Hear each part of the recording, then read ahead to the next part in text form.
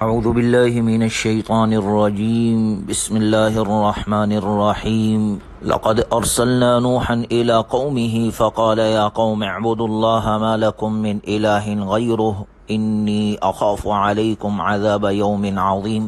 سورۃ الاعراف کے 8ویں رکوع آیت نمبر 59 میں اللہ تبارک و تعالی کا ارشاد مبارک ہے، ہم نے نوح علیہ السلام کو ان کی قوم کے پاس بھیجا، چنانچہ انہوں نے کہا اے میری قوم کے لوگو، اللہ کی عبادت کرو، اس کے سوا تمہارا کوئی معبود نہیں ہے۔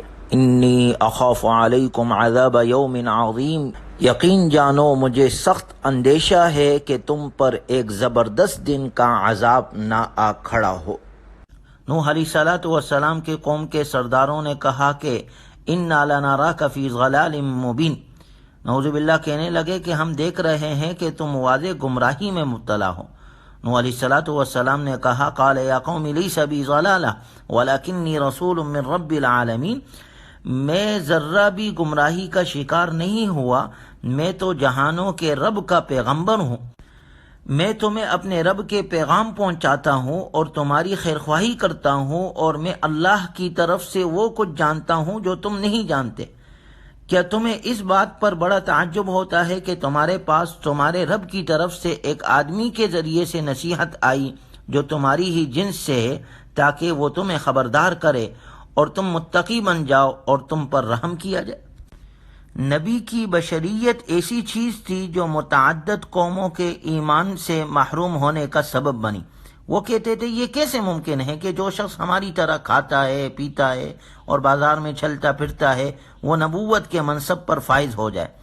وہ اپنی حماقت کی وجہ سے وہ یہ نہ جان سکے کہ اللہ تعالیٰ قادر ہے وہ انسانوں میں سے جسے چاہے منتخب کر لے اور اس کے سینے میں اپنا علم ڈال دے اور نبوت اور رسالت سے اسے سرفراز فرما دے۔ چنانچہ نوح علیہ السلام نے انہیں 950 سال تک انہیں سمجھایا، اللہ کی دعوت دیتے رہے، مگر انہیں سمجھ نہ آیا۔ امراء اور رؤساء تکذیب میں پیش تھے، جو کہ جٹلانے کے ساتھ ساتھ ان کمزوروں، ناداروں اور مظلوموں کا بھی مذاق اڑاتے تھے جنہوں نے ایمان قبول کر لیا تھا، اور بعض اوقات مطالبہ کرتے تھے کہ نچلی سوسائٹی کے ان افراد کو آپ اپنی مجلس سے اٹھا دیں، تبھی ہی ہم آپ کی بات سنیں گے، کیونکہ ان کی ہم نشینی ہمارے لیے ذلت کا باعث ہے۔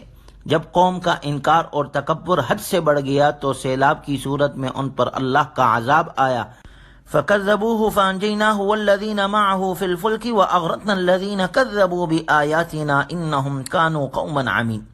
چنانچہ انہوں نے جب نوح علیہ السلام کو جھٹلایا تو اللہ نے حضرت نوح علیہ السلام اور ان کے اتباع کرنے والوں کو کشتی میں بٹھا کر غرق ہونے سے بچا لیا، اور باقی سارے نافرمان اس عذاب کے مستحق بنے، اس سیلاب میں غرق ہو گئے۔ وَإِلَىٰ عَادٍ أَخَاهُمْ هُودًا قَالَ يَا قَوْمِ اعْبُدُوا اللَّهَ مَا لَكُم مِّنْ إِلَٰهٍ غَيْرُهُ أَفَلَا تَتَّقُونَ۔ 90ویں رکوع میں قوم عاد کا ذکر ہے۔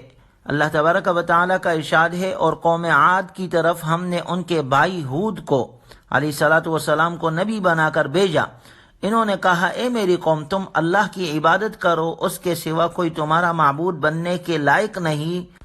ان کے قوم کے کافر بول پڑے انا لنراک فی سفاہۃ وانا لنظنک من الکاذبین، ہم تجھے بیوقوف سمجھتے ہیں اور ہمارا خیال ہے کہ تم جھوٹے ہو۔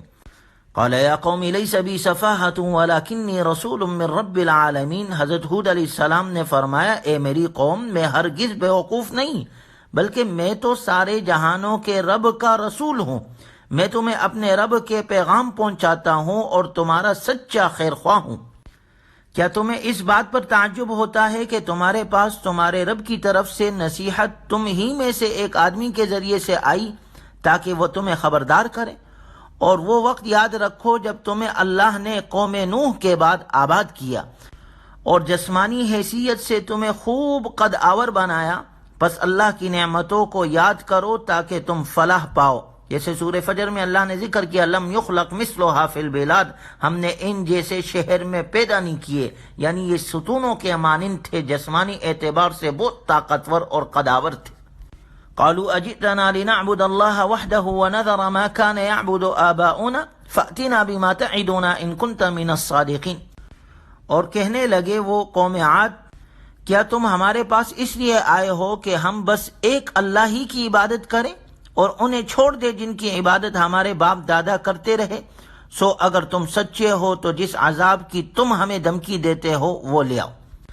فَأَمَّا عَادٌ فَاسْتَكْبَرُوا فِي الْأَرْضِ بِغَيْرِ الْحَقِّ وَقَالُوا مَنْ أَشَدُّ مِنَّا قُوَّةً۔ قوم عاد نے زمین میں ناحق تکبر کیا اور کہنے لگے ہم سے زیادہ طاقتور کون ہے؟ انہیں اپنے طاقت پر بڑا ناز تھا۔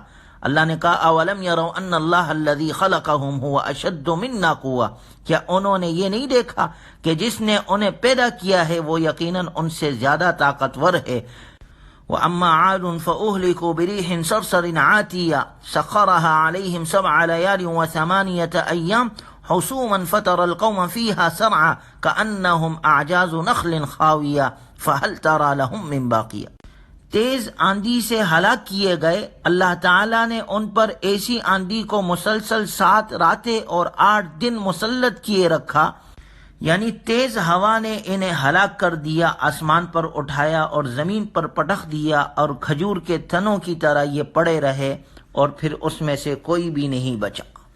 گویا انہیں اپنی طاقت پر بڑا ناز تھا۔ طاقت تو در حقیقت اللہ کی ہے، اللہ کے مقابلے میں کوئی نہیں آ سکتا۔ آج کل علم و عمل سے خالی شخصیات کو بھی بڑے بڑے القابات دیے جاتے ہیں تو وہ بھی بس نام ہی کے ہوتے ہیں، ان کے پیچھے کوئی حقیقت نہیں ہوتی۔ قوم عاد نے تکبر کیا، ان کی تکبر کی سزا ان کو ملی۔ اللہ ہمیں ہر قسم کے تکبر اور بڑے پن سے محفوظ فرمائے، اللہ کے عذابات سے اللہ ہماری حفاظت فرمائے۔ وَإِلَى ثَمُودَ أَخَاهُمْ صَالِحًا قَالَ يَا قَوْمِ اعْبُدُوا اللَّهَ مَا لَكُم مِّنْ إِلَٰهٍ غَيْرُهُ قَدْ جَاءَتْكُم بَيِّنَةٌ مِّن رَّبِّكُمْ هَٰذِهِ نَاقَةُ اللَّهِ آيَةً فَذَرُوهَا تَأْكُلْ فِي أَرْضِ اللَّهِ وَلَا تَمَسُّوهَا بِسُوءٍ فَيَأْخُذَكُمْ عَذَابٌ أَلِيمٌ۔ اللہ تبارک و تعالیٰ کا ارشاد ہے، اور ہم نے سمود کی طرف ان کے بھائی صالح کو نبوت دے کر بھیجا۔ صالح علیہ السلام نے کہا اے میری قوم، اللہ ہی کی عبادت کرو، اس کے سوا تمہارا کوئی معبود نہیں۔ تمہارے پاس تمہارے رب کی جانب سے میری صداقت پر ایک واضح دلیل آ چکی ہے، یہ اللہ کی اونٹنی ہے جو تمہارے حق میں ایک نشانی ہے، اسے چھوڑ دو کہ اللہ کی زمین میں کھاتی پھرے، اسے تکلیف پہنچانے کے ارادے سے ہاتھ بھی نہ لگانا ورنہ تمہارے اوپر دردناک عذاب آ سکتا ہے۔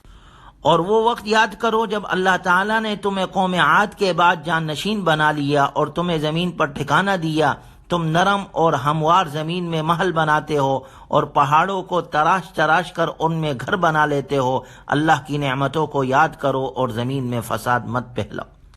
صالح علیہ السلام کی قوم کے متکبر سرداروں نے ایمان لانے والے غریب لوگوں سے پوچھا کیا تمہیں یقین ہے کہ صالح علیہ السلام اپنے رب کی طرف سے بھیجے ہوئے ہیں؟